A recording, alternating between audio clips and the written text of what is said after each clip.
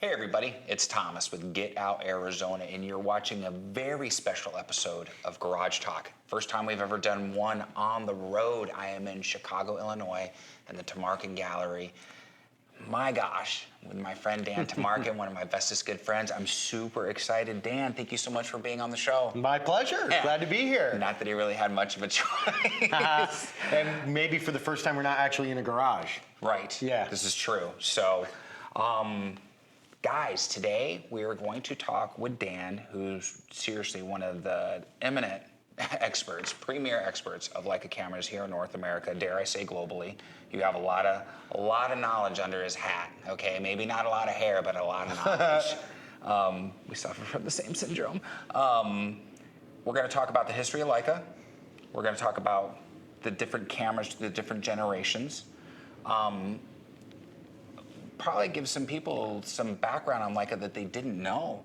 Hopefully. They got their start doing microscopes, if I remember correctly. That's right, in the 1800s. Yeah, in the 1800s. That's right. They also make some of the best forensic 3D mapping cameras that are used globally in multiple law enforcement agencies across, like I said, across the globe. So hopefully you guys have fun with this. I know I will for sure. And hopefully you guys learn something, you know. I mean, I don't mean to sound facetious about that, because I want you guys to take any of the thoughts or misconceptions you had of Leica. You know, it's the dentist camera, it's the doctor camera, it's this, it's that. There are some really fantastic people who use Leica cameras. They're just average Joes like you and I, Dan being one of them, okay? And throughout the history of Leica, some of the most iconic images that have been captured have been just for the average people. They got their rangefinder, right place, right time, and they took their shot and they nailed it. So I'm gonna hand it over to Dan to get him started. 100-year anniversary this year. 1925 to 2025. Yep. It was in March, the beginning of March, at the Leipzig Book Fair, which was a big fair in Germany in 1925, that they unveiled the Leica 1 Model A. This is not one of the very earliest ones, but it's pretty early. This is about 97 years old. But anyway, the camera that they unveiled at the fair looked just like this one. And this one, for example, is here in our showroom, not just to look pretty, but it actually works and is for sale. In fact, everything that we're going to look at today is working, warranted, and is for sale. So 1925 was the very first Leica. We got 100 years right now, so we're all very excited this year, and every year. So this is what the very first Leica looked like, and you can see this little hockey stick here, that hockey stick looking fixture, and that tells you that the lens is fixed onto the camera. And then the next version of the Leica incorporated a viewfinder and rangefinder, and the lens is detached. So this is a 90mm lens on a Leica 2. This is made in the mid-30s, probably 1934, 35. And I have a little viewfinder on it because the viewfinder of this camera was not made for 90, but rather just for 50mm. Anyway, so this is a vintage mid-30s set. Again, working and warranted. Beautiful nickel finish. A lot of the early Leicas were finished in this black lacquer. And I just think it makes for the most handsome camera of any kind. And then eventually Leica went to silver chrome, also with a detachable lens. It screws on and screws off. Let me tell you, a camera such as this is probably about $1,500 or so dollars. The camera and lens. Camera I think is $675. This lens is kind of rare, so it's maybe another like $500 or $600. All our prices are on our website. I don't have them memorized, which is why I'm giving you general figures, not because I'm shifty. I might be shifty, but not for that. Not for that. Eventually, Leica went to silver chrome because it's more durable. This is a camera that was made during the Second World War. Again, working, warranted, 50mm lens. Like a lot of Leicas, the lens collapses. Pretty typical Leica 3C setup. They made, 200,000 of these cameras. I mean, they made tons of them before and after the war. And if you ever want to know whether or not you have one that's wartime or not, that little step right there with the advance lever. Anytime, I'm not sure if y'all can see this, maybe we'll get a close-up. There's a little step where the advance and rewind lever is here. And anytime you see that little step, you know it was made during the Second World War. either before or after don't have the step. It's very easy to see. Again, working warranted, super fun camera, Second World War.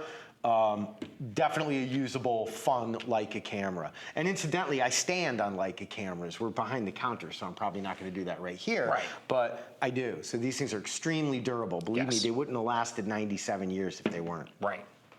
In 1954, and I know I'm kind of jumping all over the place. There's a lot, Leica made a lot of different models. Huge. They made all kinds of different stuff. So we started here with the very beginning, the first really big advent of having a rangefinder on the camera, Right. not just a viewfinder, and then to the cameras that they've made in mass. And they made cameras such as this up into the early 60s. Now, for some people, and when I teach my intro to photo class, we start with the history of Leica and Oskar Barnack and how he came about to develop the first essentially portable 35mm camera. Yeah. Let's tell that one really quick, and then we'll keep going forward. Course. Because I know when I first heard the story from Dan, way back in 2017, I believe it was, I was like, "That's awesome. That's some ingenuity right there." And I kind of I go past this kind of stuff because it's so ingrained in me that I forget to tell these very kind of fundamental stories. Oskar Barnack was a engineer at Leica Camera in the teens, 1910, 1911, 1912. And he had a number of health problems, including asthma, and he wanted a small camera that could produce a big image, small negative, big image. And he didn't want to lug around the big camera with the big tripod and the hood goes over the head. It's a huge apparatus. And he got tired of lugging that stuff around. And so he would basically, think of it like this. He got permission from his employer to come in on Saturdays and tinker around. Now, 35mm film, the stuff that we know of in the little canisters, this stuff existed at that time. It was cinematic film. And what he did was he perforated it and put it in this tiny camera. That was really the thing that Oskar Barnack created in creating the Leica in the early, I think it was probably about 1912, that one of the first prototypes was made. And he figured out that he could make the shutter be very, very accurate in a very small package to take these small negatives. At this time, 1912, 1914, First World War, you had these giant cameras that used huge negatives. It was a huge pain. So yeah, I gotta watch my. Do I have to watch my mouth? Curse. Nope. Okay. Yeah. Brandon and I curse all the time. It was a big pain in the ass. Yeah. See, I should know that because I do watch your stuff, but I'm so inured to profanity that anyway. So this was the Kleine film camera, the small film camera that used roll film, and it was a real advent to have a camera in this small format. And so that was really what Oskar Barnack did, kind of on his Saturdays. And then, right before the First World War, everybody was gathered in the boardroom trying to decide if they were going to release Barnack's camera, because remember, this is a microscope company we're talking about. They didn't make cameras. And a lot of the shareholders were wringing their hands and worried that it was going to sink the company. Right. Well, it didn't do that. And during this meeting, it was getting close to lunchtime, and Ernst Leitz, the second, I think it was, he was getting hungry, and he was like, I want to go to lunch. We're going to make Barnack's camera, case closed. And so Oskar Barnack's camera became the Leica 1 Model A, and that's why some of these screw-mount cameras, you can hear them out in the marketplace referred to as Barnacks. Right. So that's who Oskar Barnack was. He died in, oh shit, I know people are going to correct me on this. I want to say he died in maybe the late 60s, something like that. I'll put the little banner like I do when Brandon and I talk about the bikes. Okay, so Brandon and I always get the bike weight incorrect. Yeah. So we got to put it down there. So I love it that you do that, because what I want to do is I want to talk and share this stuff, and I don't really get bogged down in the minutia Yep. and the details. And I don't we really will have commenters. I'm sure we will. That's sure, fine. Dan, you know anything about Leica, but you don't know when he died. You can open it up on me. It's fine. I can take it, and I dish it out too. So over here we have kind of like the first Leicas, the Barnacks, and Oskar Barnack was the guy that invented the Leica, and he was an engineer. He was also an optician, so he understood optics very well. But he was really an engineer at heart. Right. And we've actually sold at auction some of his handwritten notes and notebooks and stuff like that. It's pretty cool. Yeah. Yeah, it's kind of cool to see. History. Yeah, his actual handwriting, you know, right there on a piece of paper in front of your face. It was really cool. Guy up in Michigan owns some of that stuff now. Anyway, so let me stop and say that I'm second generation auctioneer and Leica dealer. My father started the company in 1971 in the house that I grew up in. I moved the company here to Chicago in 2012. My father retired. He's like, good luck to you, young man. And so we've been here in Chicago since 2012, and we're in downtown Chicago. We have a showroom and a gallery. We sell new, we sell used. We make silly jokes, tell stupid stories, have fun, you know. Anyway, we're very easygoing and very casual here. As you can tell, I'm not in a suit. My UPS guy is here. Yep. Talk for a second. Edit. You guys don't want to hear anything that I have to say. So that's a little bit about the history of Leica and everything like that, as far as that goes. No, it's okay. So Dan has talked about that pre-M, which most people, when we talk about Leica, and Dan's back, when most people talk about Leica, they really have that M4, that M6. Yeah. Mainly the M6. Or like a monochrome cameras. And so we make the jump from the screw mount to that M mount, and a lot of people refer to it as a bayonet mount as well. Exactly. And that starts out with an M3 or an M4? I can't remember. M3, okay. So now we jump to the M3, and I think at that point, really, the legend really starts to begin, because that's when everybody just goes absolutely bonkers for these cameras. People went as bonkers for the M3 as they went for the Leica 1 in 1925. Right. Leica made screw-mount cameras up through the 60s, so they made these cameras concurrently. So it's not like they stopped making one type and began another. There's a lot of overlap in the world of Leica. So they were making these cameras, and then they figured out that they could actually put the rangefinder and viewfinder, which were separate windows on the earlier cameras, they could put them together into one. And they created the M3 in 1954. And the reason they called it the M3, usually I have people sit down for this because it's really confusing, okay? The reason they called it the M3 was because it had 3 focal length frame lines in the rangefinder. 50, 90, and 135. Okay. M3. Then, just because they hadn't really figured out exactly what their nomenclature was going to be, first they did the M3, then they did the M2, then they did the M1, then they did the MP, then they did the M4, 5, 6, and so on and so forth. Right. A lot of Leica's nomenclature is kind of jacked up, so you just roll with it. Anyway, so what Thomas means when he talks about bayonet is that the lens clicks in. It no longer needs to thread in.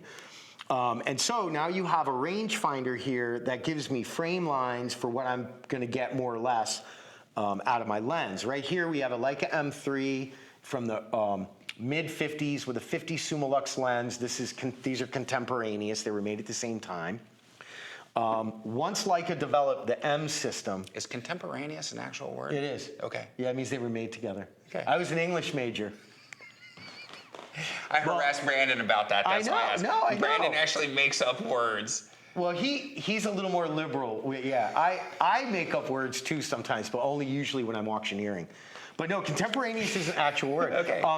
And so, yeah, although you got to watch out for me because sometimes I will just say gibberish. But so these were made at the same time. Right. And once Leica developed this framework for the camera, not a lot changed, but they made a bunch of different models.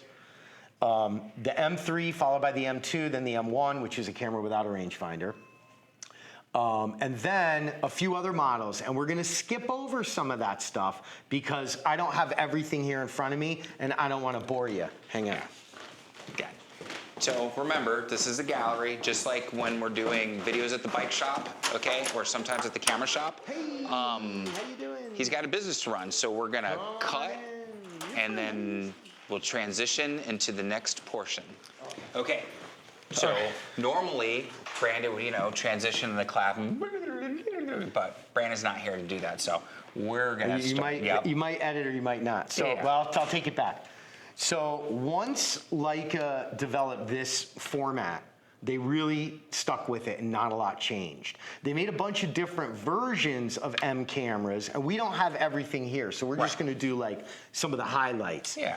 So the M3 was followed by M2, M1, M4, M4.2, M4P, and then eventually the M6. Yes. Also the M5, which I happen not to have one, but I'll show you, it's a different size.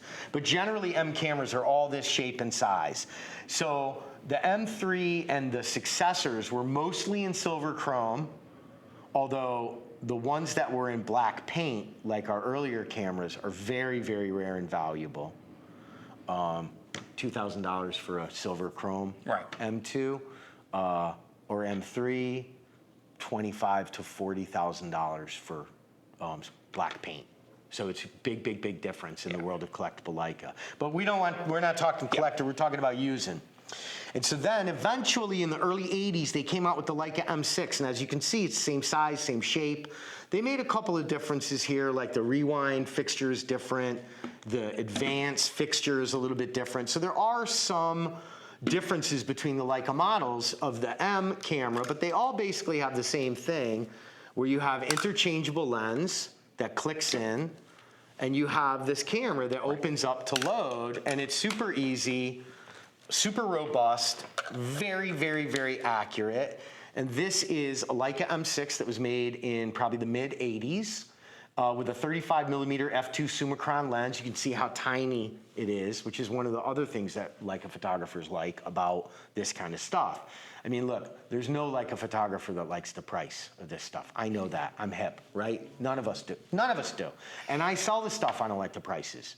But you buy it once, you buy it right. This is where I stand on the Leica. Here we go. I know you can't see that, but it's not photoshopped. I totally stand on these things. Yeah.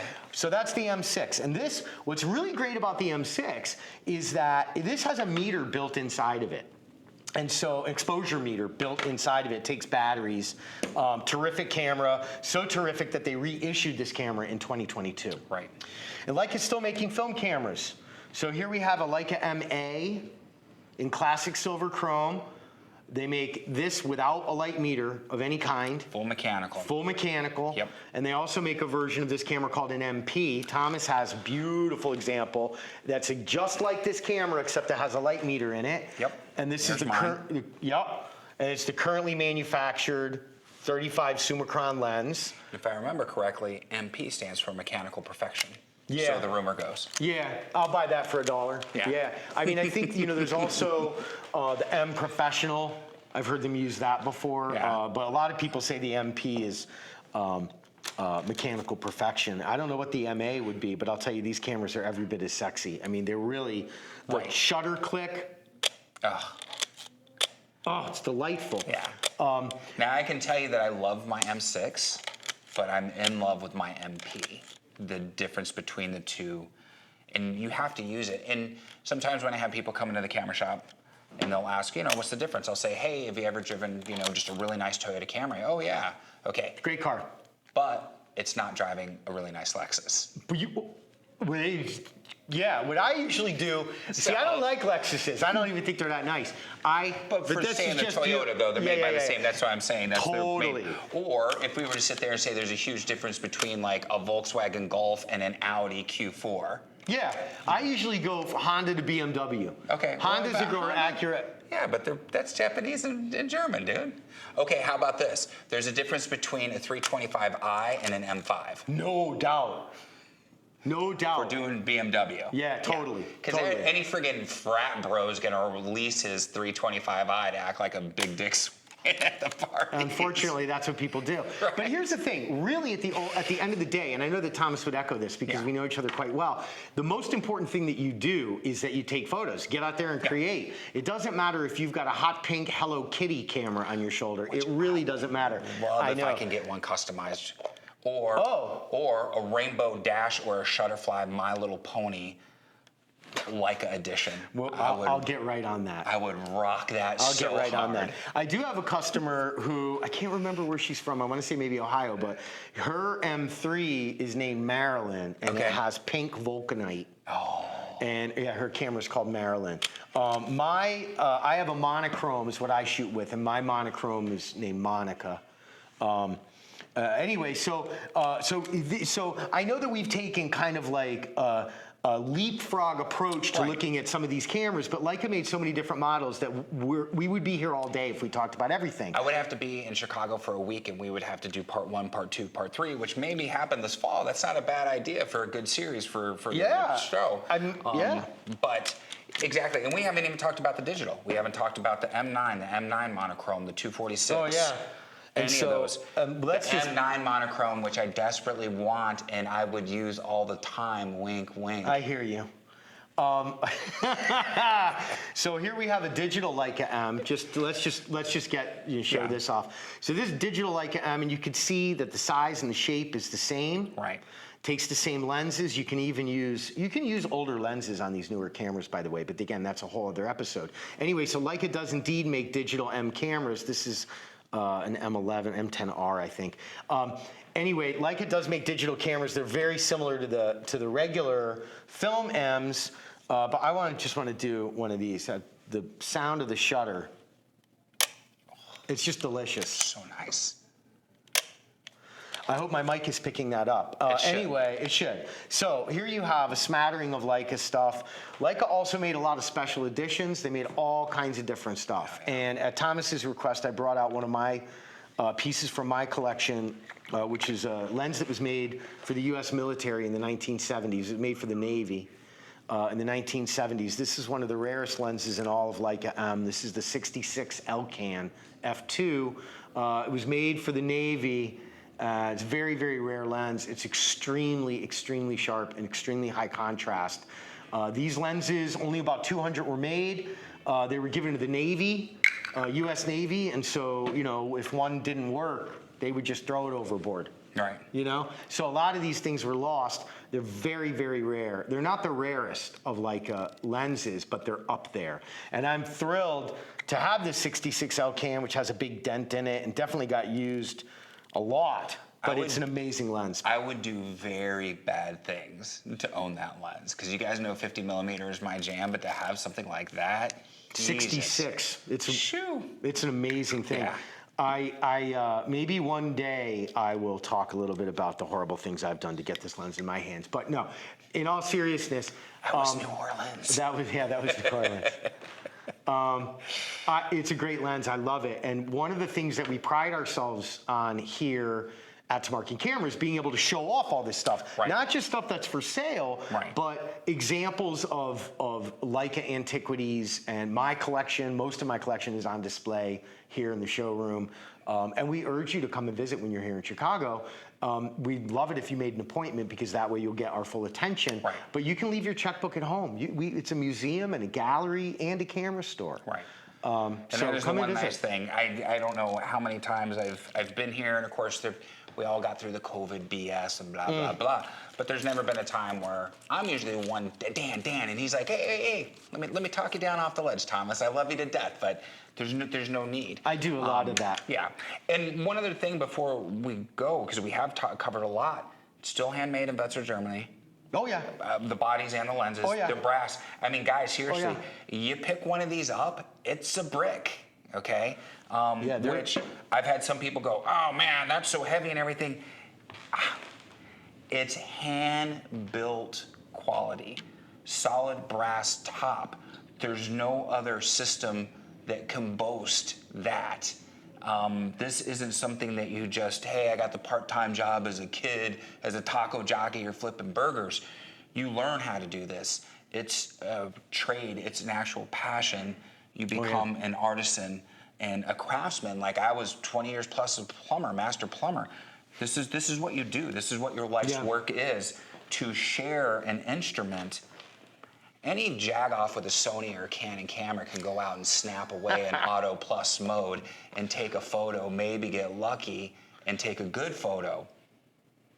This is where you go to create an impactful image that needs no words or description from the photographer, that will move somebody, drive them to the depths of emotion. And that's what I love about it. Are there other manufacturers that created film cameras and different cameras and iconic cameras? Absolutely.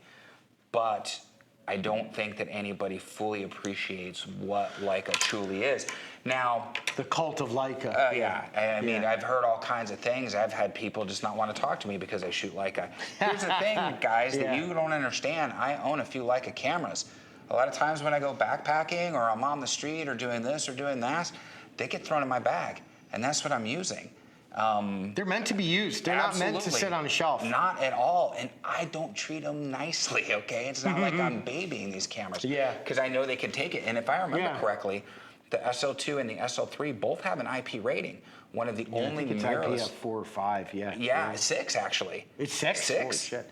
And one of the only cameras, mirrorless cameras, that has an IP rating. Yeah, Leica's very proud of that IP rating. It's very difficult to get. It is.